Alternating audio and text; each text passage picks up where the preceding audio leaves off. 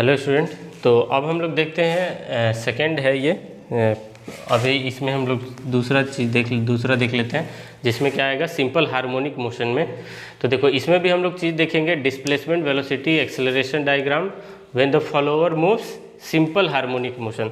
तो पहले देखो हार्मोनिक मोशन को पहले समझ लेते हैं कि हार्मोनिक मोशन क्या होता है। ठीक है, तो देखिए ये एक हमारे पास क्या है, स्प्रिंग मास सिस्टम है। इसको बोलते हैं हम लोग स्प्रिंग मास सिस्टम। ठीक है, अब देखो ये इसका क्या है, मान के चलो मीन पोजीशन है। ठीक है, इसको मान लेता हूँ x = 0। ठीक है, यहाँ पे क्या है, ये मीन पोजीशन पे है, मास है। जैसे कि ये कुछ मास है, ये क्या है, स्प्रिंग का स्टिफनेस दिया गया है k है, और मास दिया गया है बॉडी का m है। ठीक है, तो देखो अगर मैं इस मास को कुछ नीचे की ओर एक्सटेंड करता हूँ, इसको नीचे की ओर पुल करता हूँ, और कुछ पुल करने के बाद ये सोचो कुछ डिस्टेंस ट्रेवल करता है, जो कि x = मान लो x है। ठीक है ना, जो भी s = मान लो ये डिस्प्लेसमेंट हुआ है इसका, s = x डिस्टेंस क्या हुआ है, नीचे मैंने इस मास को लेके आ गया। तो क्या कैसा दिखेगा आप लोग को, कुछ इस तरीके से दिखेगा। ठीक है, ये मास यहाँ पे आ चुका, कुछ इसको एक्सटेंड किया तो कहाँ, ये देखो पहले इनिशियली किस पे था, मीन पोजीशन पर था। मीन पोजीशन से हमने इसको क्या किया, नीचे की ओर एक्सटेंड किया, तो ये पोजीशन और जो डिस्प्लेसमेंट हुआ वो x हुआ है, और मास यहाँ पे आ चुका है। ठीक है, तो जैसे ही इस मास को मैं यहाँ से रिलीज करूँगा, छोड़ूंगा, तो क्या होगा, ये एकदम सडनली कहाँ जाएगा, ऊपर की ओर जाएगा। क्योंकि देखो स्प्रिंग का क्या होता है, प्रॉपर्टी जी है कि वो क्या करेगा, एनर्जी को एब्जॉर्ब कर लेता है। ठीक है, तो जिस टाइम आप पुल करोगे तो इसमें कुछ अमाउंट ऑफ एनर्जी क्या हो गया रहेगा, स्टोर कर लिया रहेगा। तो जैसे ही आप इसको रिलीज करोगे तो क्या जाएगा, अचानक कहाँ जाएगा, ऊपर जाएगा। सडनली कहाँ जाएगा, ऊपर जाएगा। तो कुछ जैसे ही ये ऊपर जाएगा तो ये क्या हो जाएगा, ये स्प्रिंग क्या होगा, कंप्रेस्ड हो जाएगा। ठीक है, ये स्प्रिंग क्या होगा, कंप्रेस्ड हो जाएगा। तो जैसे ही कंप्रेस होगा फिर से ये मीन पोजीशन पे यहाँ पे आ जाएगा, मैक्सिमम पोजीशन पे आ जाएगा। तो जैसे ही कंप्रेस हो गया तो इसकी वेलोसिटी क्या हो जाएगी, उस टाइम पे 0 हो जाएगी। अब जब इनिशियली आप यहाँ से पुल करके रखे हो, यहाँ पे ध्यान से दो, फिर से बता रहा हूँ, पहले यहाँ पे मास m था, मैंने यहाँ पे क्या किया, एक्सटेंड करके यहाँ पे लाया, तो इस टाइम पे इसकी वेलोसिटी कितनी है, 0 है। ठीक है, इनिशियली इसकी वेलोसिटी कितनी है, 0 है। तो जैसे ही आप इसको यहाँ से रिलीज किए तो ये मास चला गया ऊपर। अब जैसे ही ये स्प्रिंग क्या हो जाएगा, उस टाइम कंप्रेस्ड हो जाएगा। कंप्रेस्ड होने के उस पॉइंट पे भी यहाँ पे वेलोसिटी कितनी हो जाएगी, 0 हो जाएगी। ठीक है, क्योंकि वो दोबारा फिर कहाँ आ जाएगा, नीचे की ओर आएगा। तो उसी तरीके से जैसे आप इसको पुल किए फिर छोड़ दिए तो क्या होगा, ये जो आपका मास है वो किस तरीके से हो जाएगा, हार्मोनिक मोशन में आ जाएगा। ठीक है, अप और डाउन में इस तरीके से मोशन होने लगेगा मास का। ठीक है, जब तक ये इसकी स्टिफनेस बिल्कुल कांस्टेंट ना हो जाए तब तक ये क्या होते रहेगा, इस तरीके से मोशन करते रहेगा, ऊपर नीचे अप, राइज करेगा, फॉल करेगा, राइज और रिटर्न, इस तरीके से होगा। ठीक है, तो इसी टाइप के मोशन को हम लोग क्या बोलते हैं, हार्मोनिक मोशन। क्लियर है, आपको समझ में आ गया कि इस तरीके का मोशन, जैसे ही आपने क्या किया, इसको पुल किया फिर छोड़ दिया तो क्या होगा, इस तरीके से मोशन होगा। अब एक चीज़ और समझिए कि जैसे ही आप यहाँ से पुल करके इस पोजीशन पे लेके आ गए, यहाँ पे कुछ x डिस्टेंस पे लेके आ गए, तो इस मास, इस पूरे सिस्टम के अंदर कौन सी एनर्जी स्टोर, इस पॉइंट पे कौन सी एनर्जी होगी, जब आप x डिस्टेंस पे कौन सी एनर्जी होगी और इस पोजीशन पे कौन सी एनर्जी होगी। तो देखो जैसे ही आप इसको पुल कर रहे हो तो कुछ हाइट आ रहा है, अगर मीन पोजीशन से देखा जाए तो कुछ क्या है, हाइट है, जो कि किसके बराबर है, x के बराबर है हाइट। तो हाइट है तो कौन सी एनर्जी होगी, पोटेंशियल एनर्जी। ठीक है, पोटेंशियल एनर्जी क्या होता है, mgh। ठीक है, तो यहाँ पे क्या आ गया, हाइट आ गया। तो इस टाइम पे कौन सी एनर्जी है इसके पास, पोटेंशियल एनर्जी। ठीक है, और फिर यहाँ पे कंप्रेस्ड हो गया है, कंप्रेस्ड हो गया है, अपने मीन पोजीशन से कंप्रेस्ड हो गया, तो इस पोजीशन पे भी कौन सी एनर्जी रहेगी, पोटेंशियल एनर्जी रहेगी। ठीक है, और इन बिटवीन पोटेंशियल एनर्जी, ये जो पोटेंशियल एनर्जी फिर किस में कन्वर्ट हो जाएगा, काइनेटिक एनर्जी में। तो मिडल में कौन सी एनर्जी रहेगी, काइनेटिक एनर्जी, और अपर और बिल्कुल लोअर पे कौन सी एनर्जी रहेगी, पोटेंशियल एनर्जी होगा। ठीक है, यहाँ तक समझ गए।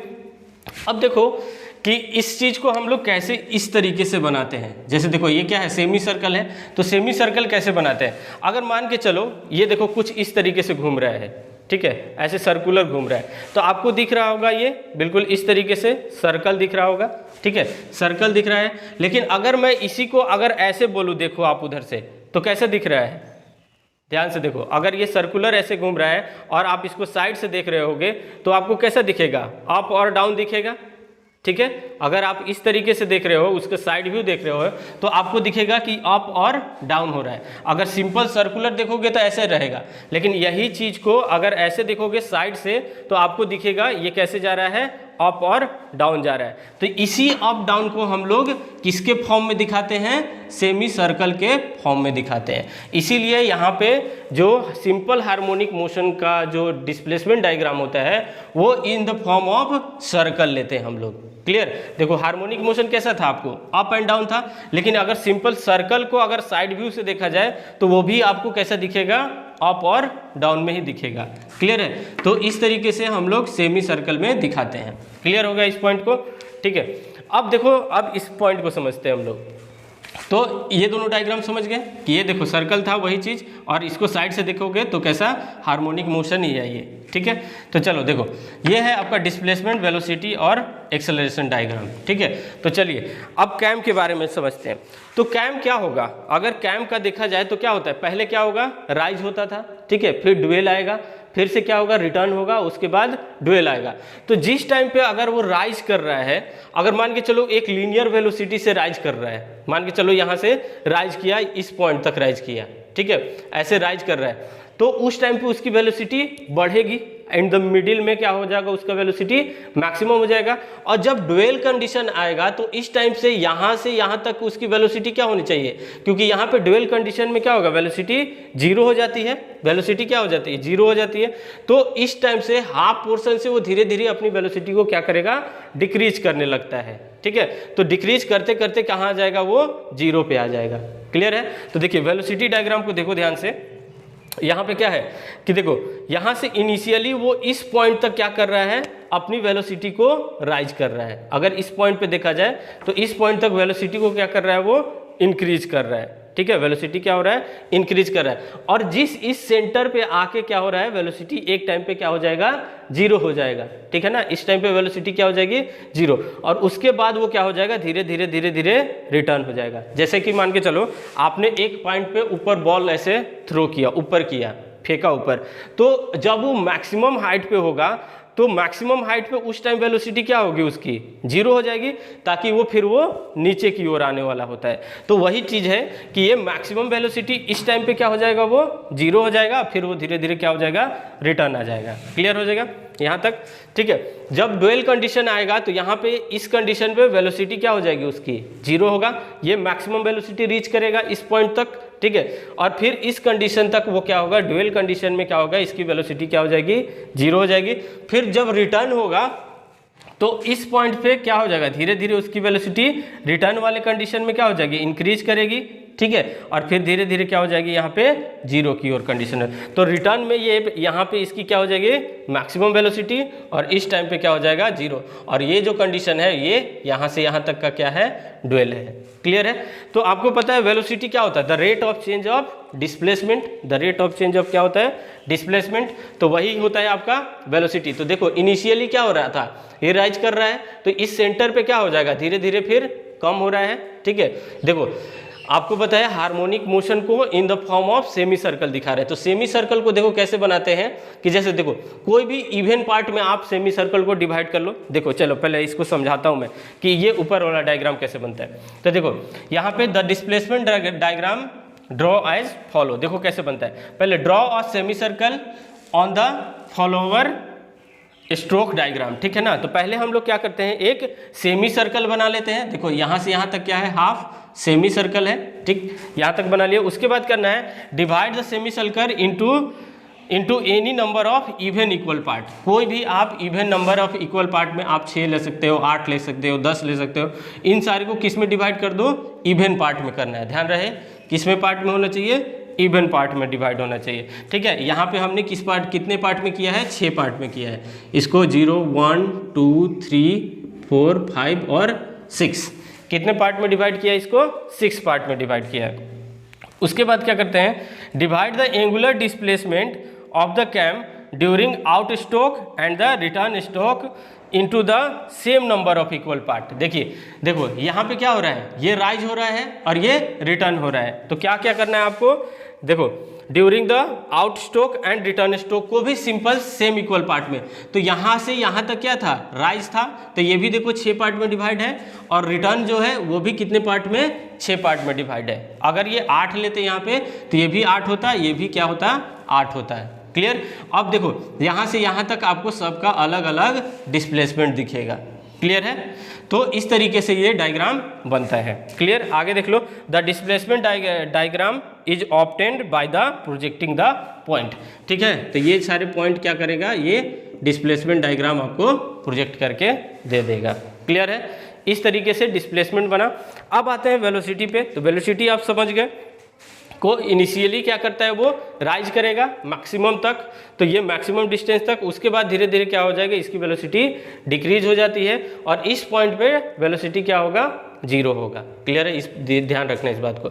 और वेलोसिटी का जो ये जो आपका हाइट है वो निकालने के लिए आप क्या निकालोगे, v = π/s/w/2 थीटा। ठीक है, और थीटा कौन सा हो सकता है, आउट स्ट्रोक का और रिटर्न। ये क्या है, angular displacement of the out stroke और रिटर्न स्ट्रोक। ठीक है, तो यहाँ पे दोनों की वैल्यू पुट एक एक करके वैल्यू पुट कर लोगे, या तो थीटा नॉट हो सकता है या फिर थीटा आर हो सकता है। डिस्प्लेसमेंट है ये क्या है, एंगुलर स्पीड है, और ये आपको पाई है। ठीक है, तो इस तरीके से हम लोग वेलोसिटी का ये मैक्सिमम निकालते हैं। क्लियर है। चलिए अब बात करते हैं एक्सेलरेशन का। तो जैसे ही देखो ये क्या हो रहा है कि एक्सेलरेट कर रहा है, तो आपको क्या करना पड़ेगा, एक इनिशियली क्या करना पड़ेगा, एक पहले आपको एक्सेलरेशन देना पड़ेगा ताकि इस पॉइंट तक वो पहुंच जाए। ठीक है, तो जैसे ही एक्सेलरेशन दिए तो यहाँ डायरेक्ट कहाँ पहुंच गया, ये यहाँ तक पहुंच गया। ठीक है, और यहाँ से वो क्या कर रहा है, धीरे धीरे क्या हो रहा है, फॉल हो रहा है।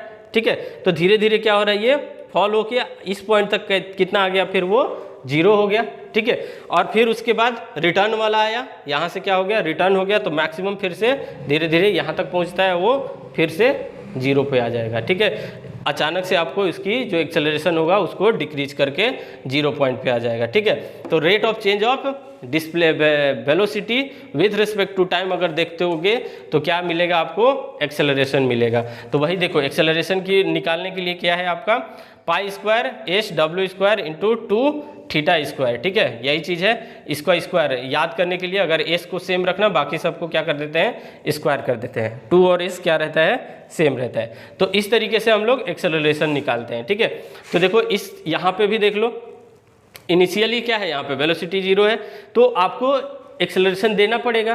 तो आपने जैसे ही एक्सेलरेशन दिया, इस पॉइंट पे पहुंचा, धीरे धीरे ये मैक्सिमम को रीच कर रहा है। ठीक है, और ये यहाँ पे आके इस पॉइंट पे वेलोसिटी क्या हो जा रही है, 0 हो जा रहा है। तो देखो इस पॉइंट पे क्या हो गया, वेलोसिटी इसकी 0 हो गई, फिर से ये क्या किया, राइज किया, फिर से यहाँ पे आके एक ही बार क्या करता है, 0 करता है वेलोसिटी को। क्लियर है। और ये इसकी मैक्सिमम एक्सेलरेशन यहाँ पे, ये रिटर्न के लिए और ये आउट स्ट्रोक के लिए मैक्सिमम एक्सेलरेशन। तो इस तरीके से हम लोग डायग्राम बनाते हैं किसका, सिंपल हार्मोनिक मोशन के लिए। क्या है, displacement, velocity and acceleration diagram of the follower moves with a simple harmonic motion. ठीक है, तो इतना चीज़ आप लोग समझ लिए अच्छे से। अगर नहीं समझ में आया तो एक बार और इसको वीडियो को देखिए और अच्छे से क्लियर कीजिए। ठीक है, तब तक इसको नोट डाउन कर लो।